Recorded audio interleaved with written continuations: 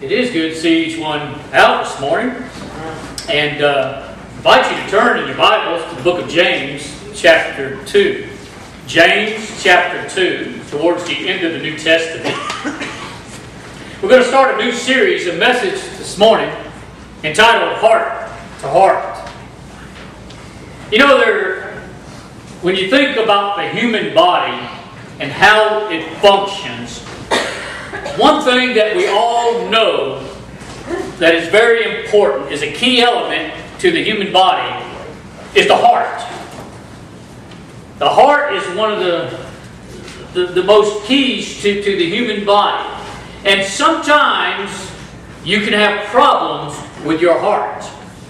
One thing in particular that can go wrong with your heart is what they call a heart murmur. Now, a heart murmur is where something's just not quite right. Maybe it's beating too fast, maybe it's beating too slow, maybe it's out of rhythm. Something that's just not quite right about the heart that's causing some problems. Now, of course, this is not as severe as a heart disease or a heart attack. And normally it can be controlled with medicine and certain things like that. You know, I believe today that many Christians have a heart murmur when it comes to their spiritual life. You see, what a heart murmur is in a spiritual life is what we really believe in our hearts about Jesus. But just like a heart murmur physically, something just ain't quite right. When it comes down to it, in our spiritual life, our heart is not always in rhythm with our actions or faith. You might remember several weeks ago I mentioned about the book of James. I called it the meat and potatoes of the Bible. The book of James is not for a weak, thin-skinned Christian. If you read through the book of James, you better be ready. Not only will you get your toes stepped on, but you'll get your heart stomped on. Because James pulls no punches. He basically, he does, tell it like it is. And he's talking about the Christian life, the spiritual life, and how to live the spiritual life. And a lot of times, whether you want to hear it or not, he says it. You know, it reminds me of a certain household item that most of us have in our homes, but we don't like. I brought an example of that today.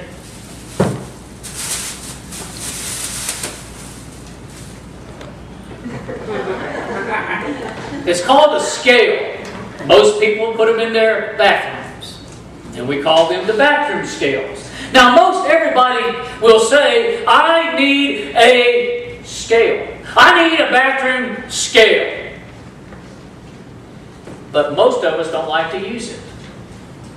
And the reason why we don't like to use it is it because it tells it like it is, whether we like it or not. So we choose not to use it because we don't want to hear it. Amen?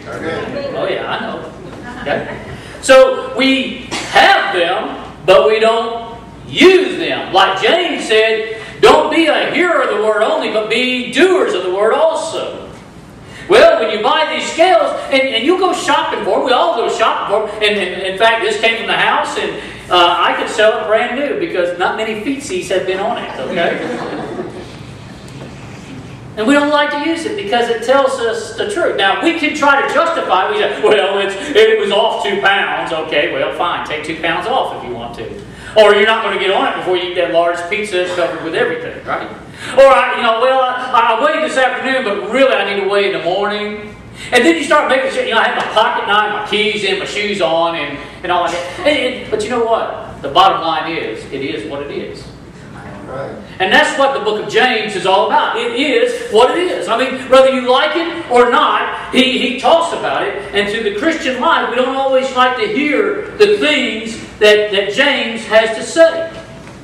For instance, Let's just say today, well, think about the Bible for a minute. The Bible uses the word believe and trust quite frequently. Well, this is equivalent or it runs parallel with the word faith. In other words, when you see the word believe or you see the word trust, it's not just an intellect belief. I mean, it means believe with your heart. It means believe in something. Like, for instance, do you believe in Jesus? Do you believe that Jesus is God's only Son? Do you believe that Jesus died for you? And from the grave He arose, and now He's sitting next to the Father? Yes.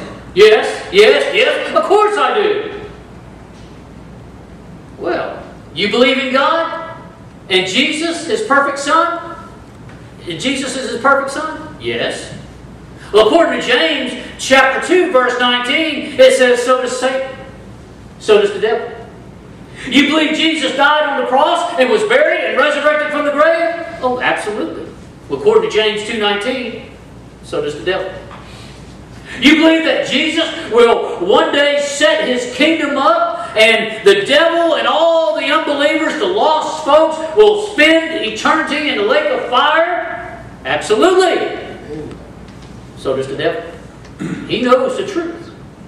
So, is what you're saying that the book of James is teaching us that we got to do good works and good deeds to keep our salvation? No.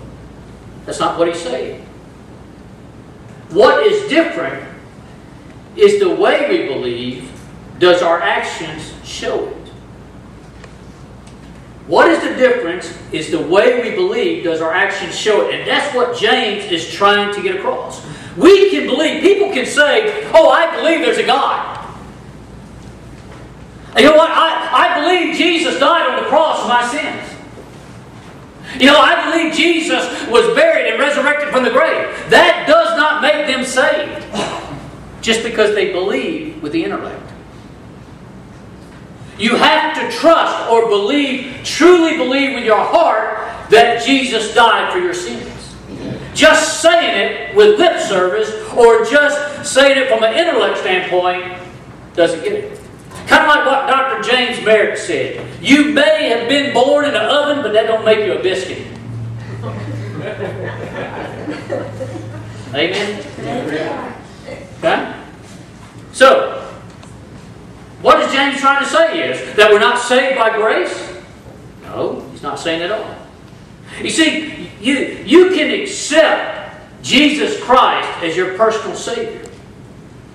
But if you're not bearing fruit, if you're not exercising your faith, if you're not laboring for the kingdom, and you're still living the same old lifestyle, let's face it, something's just not right. You may have a heart murmur spiritually. Let's all stand for the reading of God's Word. James chapter 2, beginning with verse 18. James says, Yea, a man may say, Thou hast faith, and I have works. Show me thy faith without thy works, and I will show thee my faith by my works. Thou believest that there is one God, thou doest well. The devil also believes and trembles. But wilt thou know, O vain man, that faith without works is dead? Was not Abraham our father justified by works when he offered Isaac his son upon the altar? See thou how faith wrought his works, and by works was faith made perfect? And the Scriptures was fulfilled, which said, Abraham believed God, and it imputed unto him for righteous. And he was called a friend of God. What an honor. That is a great honor to be called a friend of God. Amen? Amen. Verse 24. You see then how by the works a man is justified, and not by faith only. Likewise also was not Rahab the harlot, the prostitute, justified by works, when she had received the messengers, and had sent them out another way? For as the body without the spirit is dead, so faith without works is dead also. Let's make our good confession.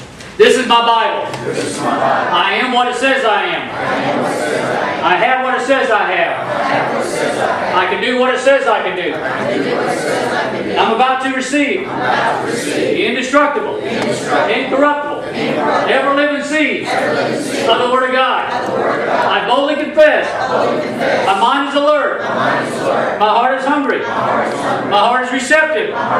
Speak, Lord. Thy servant heareth. I'll never be the same.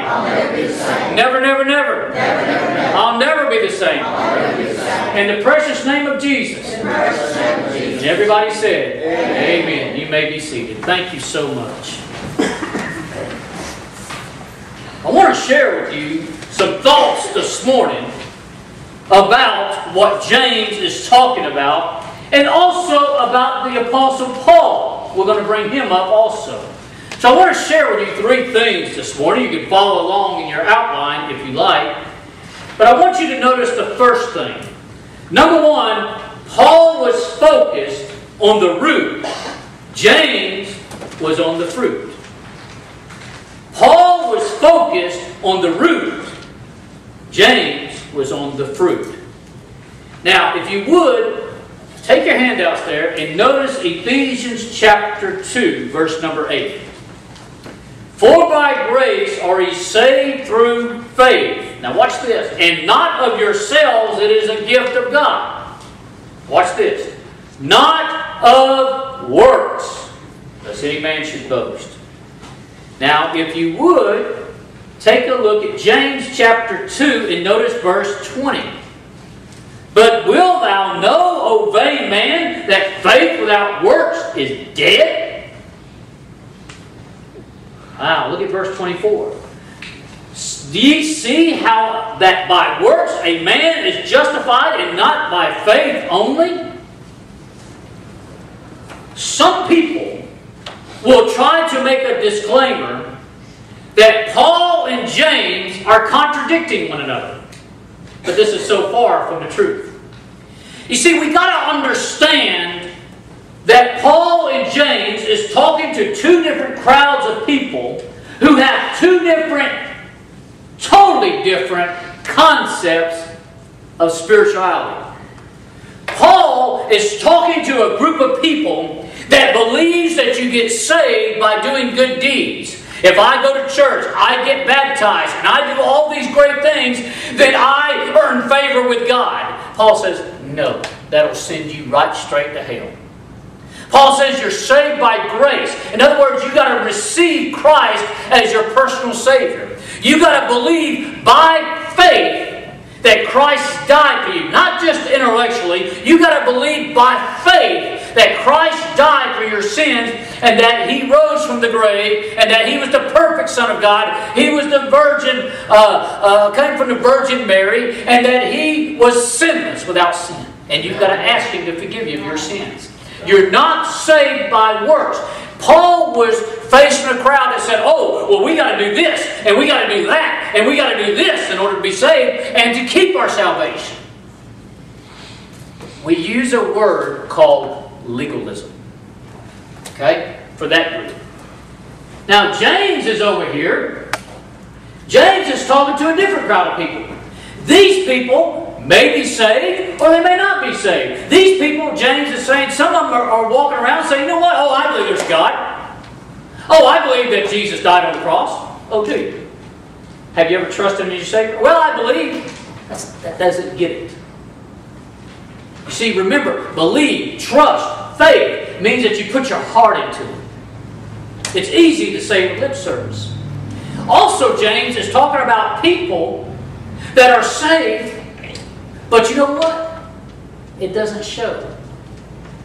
In other words, they're saying, you know what? I'm saved. What difference does it make if I want to live my same old lifestyle, if I want to do this, this, and this? And what difference does it make? I'm saved. I'm going to heaven. Let me give you an example. We'll call that over there legalism. We'll call this liberalism. Let me give you an example of what I'm talking about. You're making a trip somewhere, long distance. You get on the interstate, it says 70 miles an hour. You get on that interstate and there's the flow of traffic. Everybody's blowing by you. You're doing 70. So you decide, you know what? I'm going to go with the flow of traffic. I'm going to go 80. I'm going to put it on cruise control. and I'm going to put it on 80 miles an hour, cruise control, and I'm just going to go down the interstate, and you make it to your destination, you're safe, you're sound, no nothing, everything's fine. And you begin to talk to who you went to see. And you say, it was great. I just went with the flow of traffic. I did 80 miles an hour all the way here. Didn't get no ticket. Didn't get stopped. Just flowed right through. Didn't harm nobody. I didn't get harmed. It's good. Is that the right thing to do? Absolutely not. If it says 70, you should have done 70. Or no more than 70. But you did 80. So you did get a ticket. So you did get caught. Still don't make it right. When James is saying, you know what? When you're saved and you're a child of God, you're saved by grace and grace alone, you should become fruity. You should produce fruit.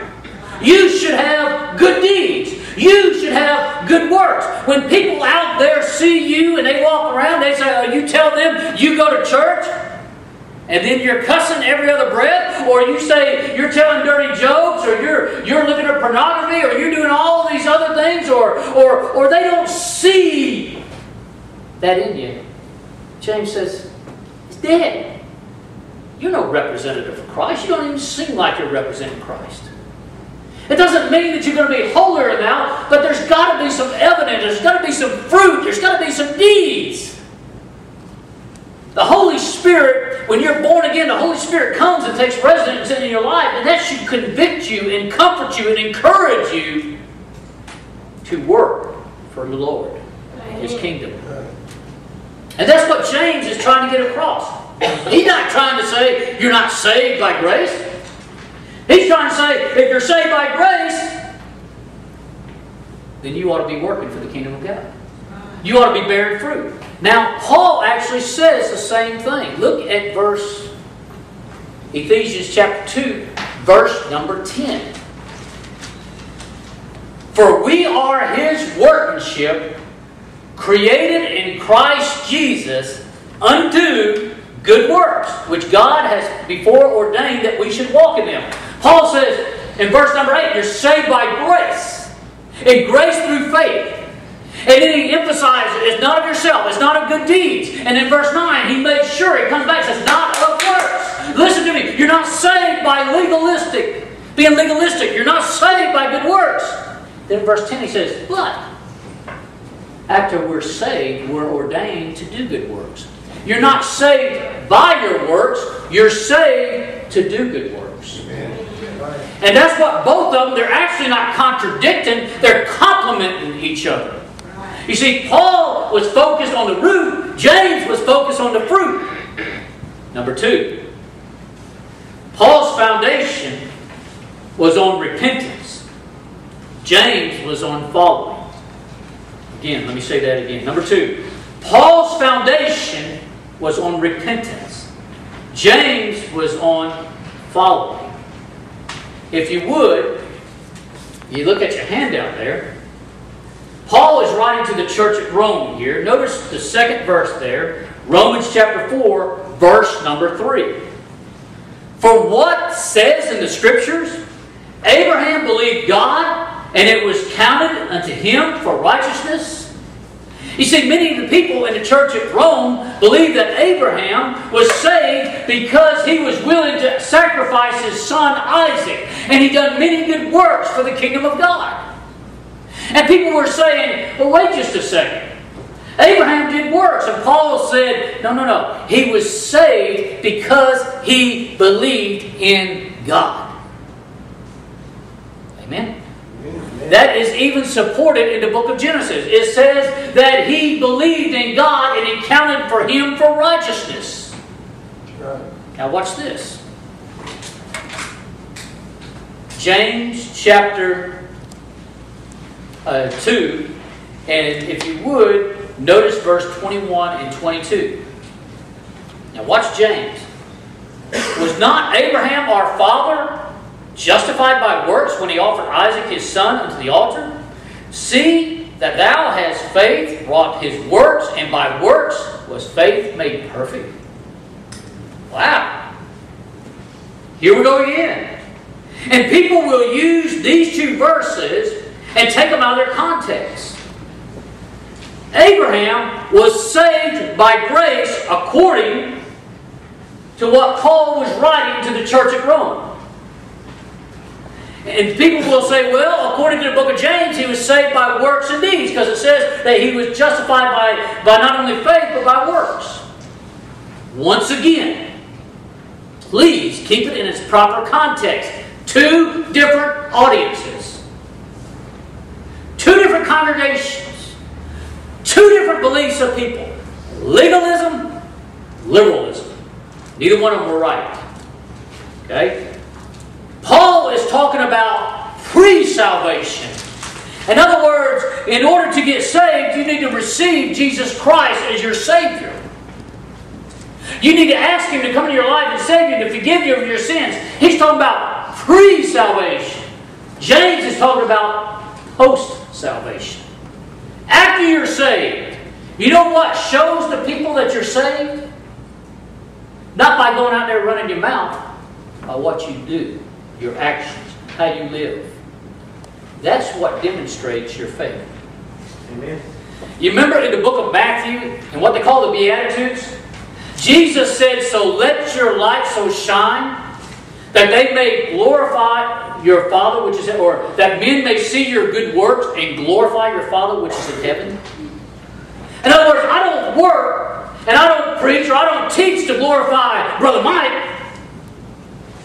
I work and I teach and I preach to glorify God. Amen. If I don't, then it's all in vain. And that's what James is saying here. He's saying you're too liberal. You're just saying, okay, I'm saved, I'm going to heaven, so you know what? I'll just kick back and live any old way I want to live because I know I trusted Christ as my Savior. James said, whoa, whoa, whoa. Nowhere in the Bible does it say you just go and live any way you want to live after you're saved. It doesn't say you're saved by works, but it doesn't give you permission to go live any way you want to live. Right. And you see, one's talking, again, about the foundation of salvation. The other's talking about, after you're saved, you know what's going to really show? Just like Jesus said, you'll know them by their works. You see, you go out there to a bunch of lost people, and you say, you know, I'm saved, I'm going to heaven. Okay. And they're going to look at you, and they're going to compare themselves with you, and if they think they're on the same keel there, the same level, they're going to think they're going to heaven. Because you just said that. But see, your faith, your actions are going to demonstrate why you love God. Amen? Amen. Now, Paul says you're walking around and you're doing good things, but for the wrong reason. I mean, you're tithing, you're giving, you're going to synagogues, you're going to the temple, you're doing this, you're doing all these good things, but you're doing it for the wrong reason. You're not doing it for the love of God, you're doing it to try to earn His favor. You're legalistic. James is saying, you know what? You say the right thing, but your walk doesn't support it. I guess what James is trying to say is, spiritually, you got a heart murmur. Your heart is not in rhythm with what you say you are, who you say you are. You got a heart murmur. Something's just not quite right. You're skipping a beat here and there. So number one, Paul was focused on the root. James was on the fruit. Number two, Paul's foundation was on repentance. James was on following. Number three, Paul was feeding on renewal. James was on foresight. Paul was feeding on renewal. James was on foresight. Paul was saying that when you become you have a new life when you're born again. You have a new life in Christ. No matter what you've done in the past, no matter where you're from, no matter who you are, when you received Christ as your Savior, you are known as a born-again, blood-bought child of the King. Amen. You are a child of God. James is saying, hey, take your new life and build upon it. Show the world that you're saved. Show the world that you love Jesus. Show the world that in reality, it's all about Him. Because one day, you're going to stand before the Father. Isn't that interesting? Lost people are going to stand in the judgment seat of, not judgment seat, but the great white throne. And there's going to be different degrees of punishment in hell.